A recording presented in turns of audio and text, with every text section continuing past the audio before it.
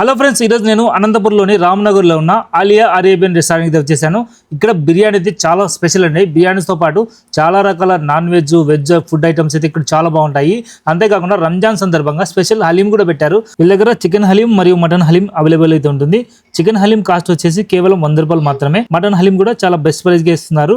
Families తో కానీ friends తో కానీ వెళ్ళడానికి మండి సిట్టింగ్ కూడా ఉంది. అంతేకాకుండా మీరు స్విగ్గీ, జొమాటోలో కూడా వీళ్ళ ఫుడ్ అయితే ఆర్డర్ చేసుకోవచ్చు. ఇంకా బిర్యానీ ప్రిపరేషన్ చూడండి, వీళ్ళు ఎక్కడ క్వాలిటీలో కాంప్రమైజ్ గారు, బాస్మతి రైస్ వాడతారు. కిచెన్ కూడా చాలా నీట్ గా మెయింటైన్ చేస్తారు. అంతేకాకుండా చికెన్ కబాబు, తంగడి కబాబు లాంటి స్పెషల్ ఐటమ్స్ కూడా వీళ్ళ దగ్గర ఉంటాయి.